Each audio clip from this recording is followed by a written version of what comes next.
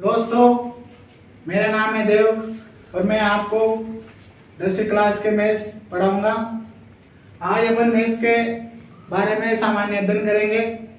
कल से आपको आरबीएससी 10वीं की जो सीरीज मिलती रहेगी कल से इसी चैनल पर, तो आप इस चैनल को सब्सक्राइब कर लें और बेल आइकन को ऑन कर लें ताकि कल से आपको वीडियो का पता चल जाएगा। ठीक है, आज अपन मैथ्स के बारे में सामान्य अध्ययन में, जैसे मैथ्स में बहुत सारे आकृतियां होती है, तो आज वृत्त के बारे में अध्ययन करेंगे।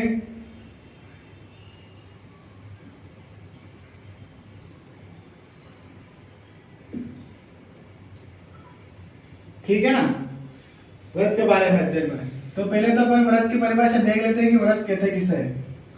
तो किसी एक निश्चित बिंदु से, ये स्थिर बिंदु है, ठीक है ना, स्थिर बिंदु से समान दूरी पर जो ये बिंदु पथ होता है ना, जब बिंदु पथ को मिलाएंगे तो जो आकृति बनती है इसको वृत्त कहते हैं।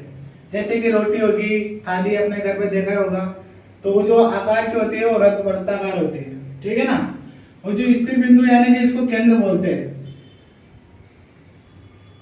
जो केंद्र से जो परिधि की जो बीच की दूरी होती है ना, इसको बोलते हैं अपन त्रिज्या, और त्रिज्या को अपन r से प्रदर्शित करते हैं। ठीक है ना, त्रिज्या को अपन r से प्रदर्शित करते हैं। तो यहाँ लिख देते हैं r बराबर त्रिज्या। अब जो परिधि रहती है ना, जब परिधि पर अपन एक बार चक्कर लगाते हैं ना, तो इसको परिमाप बोलते हैं। पूरा वृत्त का परिमाप होता है यहां से यहां तक जो दूरी है ना, तो इसका परिमाप का सूत्र होता है 2πr। जब कोई भी त्रिभुज, कोई भी वृत्त देखे ना अपन को, जैसे त्रिज्या दे दी कि इस वृत्त की त्रिज्या 2 है या कुछ भी, और अपन से पूछ लिया कि भाई इस वृत्त की परिधि क्या है, तो वृत्त की परिधि अपन इस सूत्र के माध्यम से निकाल सकते हैं। ठीक है ना, कि जैसे भी अपन 2 दे देंगे, 2 त्रिज्या है, तो उस वृत्त का परिमाप निकालिए, परिधि निकालिए, तो अपन परिधि का सूत्र लगाएंगे। जैसे r बराबर अपन को दे दिया 2, ठीक है ना, तो यहाँ 2 ये पाई होता है। पाई तो अपन जानते हैं कि पाई का मान 22/7 होता है। ठीक है ना, आपने नेक्स्ट जो पढ़ के आया उसने बताया होगा किसी ने कि पाई बराबर 22/7 होता है। तो यहाँ पाई का मान लिखते हैं कि 22/7 है ना, और त्रिज्या अपन ने मानी 2 ने अपन 7 मान लेते हैं क्योंकि काटने में आसानी रहेगी। ठीक है ना, यहाँ मान ले अपन 7, ये 7 से 7 कट गया और 22 दूनी क्या हो गया 44। तो इस वृत्त का क्या आ गया परिमाप, परिमाप कितना आ गया 44।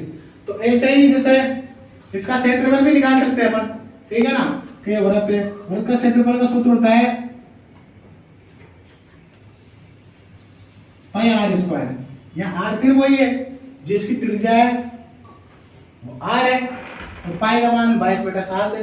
तो यहाँ पर अपन ने ले लिया 22/7, और r को 2 बार लिखेंगे। स्क्वायर का मतलब क्या होता है r × r, है ना, तो यहाँ लिख लिया 7 × 7, ये क्या हो गया r²। एक साथ से एक साथ चल गया, और 7 को 22 से इंटू कर दे तो 7 × 7, 7 दूनी 14, हाथ के लगा 1, और 7 दूनी 14 1 15, तो ये हो गया 154। ये क्या गया एरिया, है ना, सेंटीमीटर स्क्वायर में। ये सेंटीमीटर ले गया तो स्क्वायर लग जाएगा, क्योंकि क्षेत्रफल में स्क्वायर लगता है और घन में लगता है क्यूब। आपको ये बता दूं, ये आप पहले उतार लीजिए या फिर स्क्रीनशॉट ले लीजिए। ठीक है ना, मैं आगे बताता हूँ। ले लिया सभी ने स्क्रीनशॉट, लिख लिया ना सबने।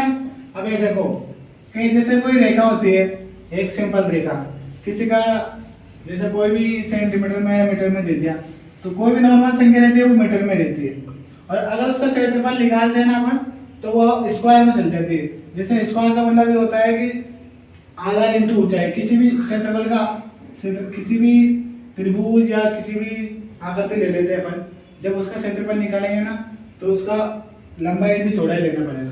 तो लंबाई भी सेंटीमीटर में आएगी और चौड़ाई भी सेंटीमीटर में आएगी, तो सेंटीमीटर क्या हो जाएगा मीटर स्क्वायर। तो क्षेत्रफल में हमेशा स्क्वायर लगता है, और आयतन में क्यूब क्यों लगता है, क्योंकि आयतन होता है लंबाई चौड़ाई इंटू ऊंचाई। तो उस हिसाब से 3 गुना अगर centimetre into centimetre into centimetre, तो यहाँ पर सेंटीमीटर क्यूब हो जाता है। तो ये घन में, जैसे घन में आप किसी का भी आयतन निकालते हैं अपन, तो उसमें क्यूब लगता है। ये तो आपको समझ आ गया होगा। इसके क्षेत्रफल में स्क्वायर क्यों लगता है, नॉर्मल संख्या में स्क्वायर नहीं लगता है, और इसमें क्यूब क्यों लगता है आयतन में, क्योंकि वो 3 बार इंटू होते हैं ना।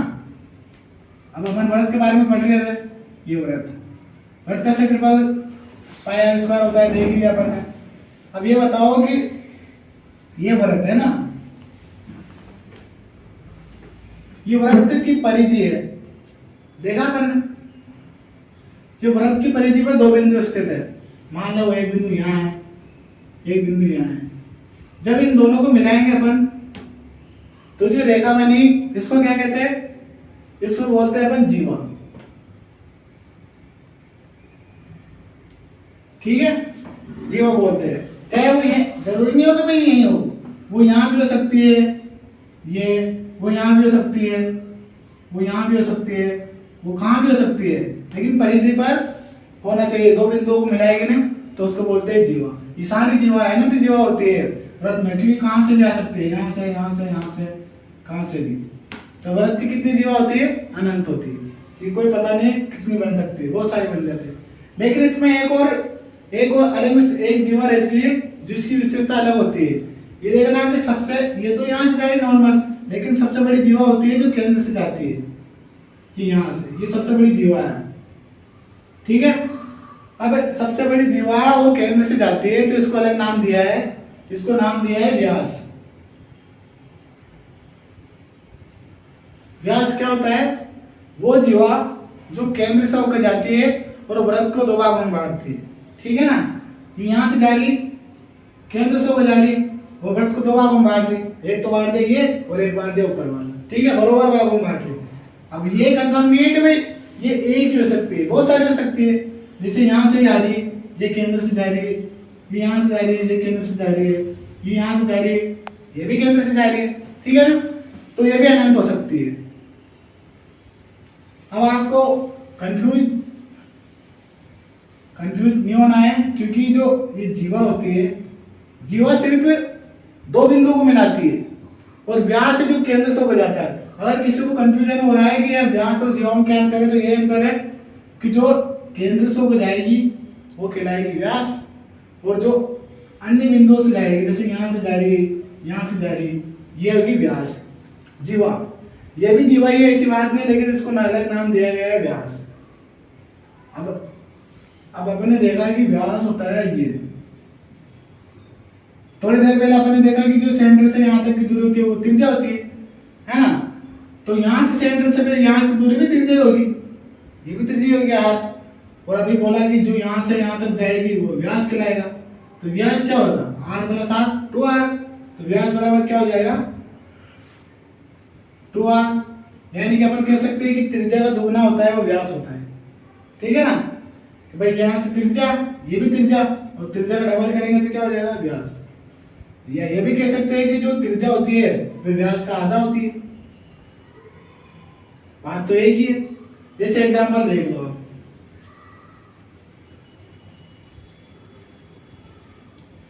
ये एग्जांपल अपन को दे दिया, किसी एग्जांपल ले लिया अपन ने कि कोई वृत्त है ना, उसकी त्रिज्या है 22, ठीक है।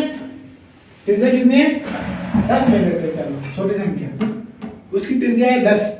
अब ये पूछा कि इसका व्यास क्या करो,